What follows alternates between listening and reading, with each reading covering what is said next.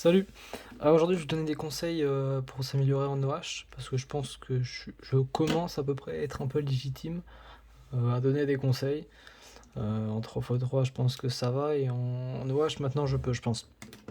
Donc, pour ceux qui demandent, mon main, c'est le nouveau, celui-là, non, je sais plus, le Tornado. Mais à l'OH, c'est toujours le 11M Pro donc de chez Gann parce que il est beaucoup plus contrôlable et celui-là, il s'arrête beaucoup moins. C'est plus un feeling de 3x3, même si ça peut dépendre. Donc on va commencer. Donc le premier conseil, ça peut être encore une fois assez banal, mais en OH, vu qu'on fait les mouvements quand même vachement moins vite, bon, vu qu'on fait les mouvements quand même vachement moins vite, ce qu'on peut faire, c'est passer beaucoup plus de temps à observer. Genre par exemple, là je sais que je vais mettre le verre là. Bon déjà je suis droitier, oui c'est bizarre je sais. Donc je vais être là et par exemple j'ai tout le temps d'analyser ce qu'il y a devant moi. Donc là par exemple, que je peux insérer cette paire derrière. Que là j'ai le rouge, là celui-là, et que je suis en train de sortir une paire. C'est très important.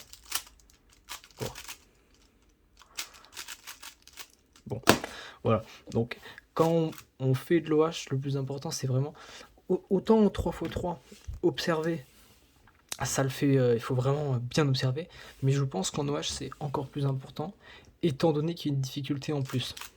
Je sais pas si c'est assez clair ce que je dis, mais je conseille encore plus d'améliorer son look ahead en OH.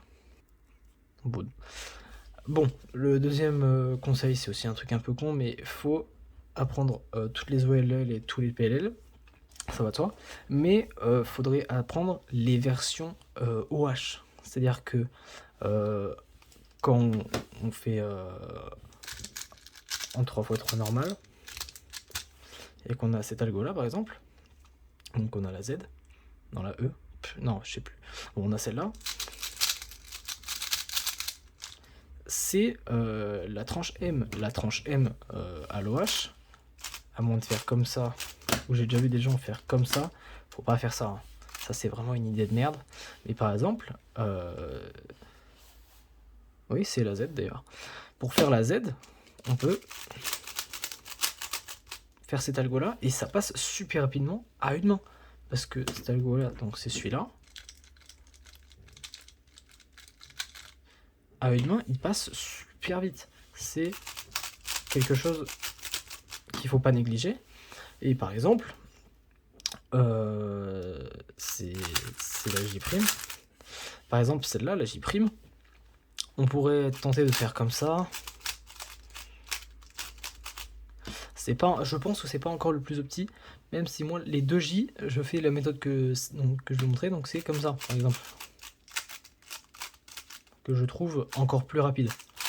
Mais si vous la gérez bien, en vrai, elle peut passer vite. Mais il y a beaucoup d'algorithmes d'OLL et PLL qu'il faut vraiment faire les algorithmes comme ça. Par exemple, il y a... Donc là, on a fait la Z, mais c'est aussi bon pour la H. La H, faut pas la faire... faut pas faire ça, machin. Non, faut faire... Bon, c'est pas le bon cube, mais on voit ce qu'il faut faire. Et ça passe quand même largement plus rapidement que de faire comme ça, un truc un peu foireux. Il faut apprendre les bons algorithmes pour chaque main. Moi, je trouve ça un peu évident après l'avoir vu, mais quand on le sait pas, ça peut être assez évident, ouais. Et le troisième conseil qui, je pense, est quand même un des plus importants à suivre en OH, donc on n'a qu'une main, ce qui fait que la manipulation du cube est quand même beaucoup bien plus limitée. Et il y a des trucs qu'on pourrait faire en 3x3 qui se voient quand même bien limités. Je m'explique. Par exemple, j'ai ça, et je peux le faire comme ça. Imaginons, on est en 3x3, il fallait que je le fasse comme ça, parce que, bah voilà, par exemple, parce que j'avais cette paire-là, je peux l'insérer direct. En OH, je peux pas me permettre de faire ça avec un mouvement B, parce que ça me fait avoir une rotation, et c'est vraiment... faut pas faire de rotation en OH. Enfin, En vrai, parfois ça peut faire gagner du temps, mais la plupart du temps, essayer d'enlever les rotations peut permettre de gagner du temps. Donc je conseille d'enlever les rotations. Du coup, tous les mouvements un peu compliqués, ou alors déjà à 2 mains on aurait du mal, il faut vraiment les éviter. Par exemple, un sledge à une main, ça passe super vite. À une main, c'est pas pareil. Et c'est des finger tricks. Moi là, mon cube, je suis à 2 doigts de le lâcher parce que je le tiens. Bon, c'est ma faute d'être droitier en même temps, mais c'est vraiment tous les trucs qu'on sait qui à 2 mains ne passent pas. Il faut pas les tenter à 2 mains. À une main. Ouah, je suis en train de m'embrouiller. Voilà. Donc, quand il y a un truc qu'on sait faire d'une manière qu'on sait plus rapide à 2 mains, mieux vaut faire une manière qu'on sait simple à une main. Parce que inconsciemment, on ira beaucoup plus vite.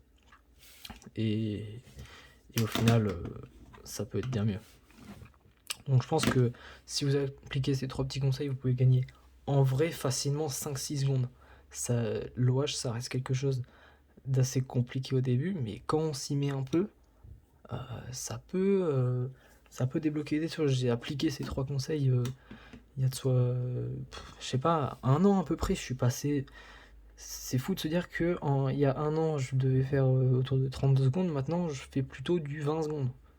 C'est-à-dire que mon PB il a pris 15 secondes quasiment. Non, peut-être pas 15, il a pris 10 secondes. Mon PB c'était 29, là mon PB c'est vraiment 16, limite 15. Donc faut vraiment. En fait, l'OH faut vraiment pratiquer parce que c'est des finger tricks assez difficiles à avoir. Par exemple,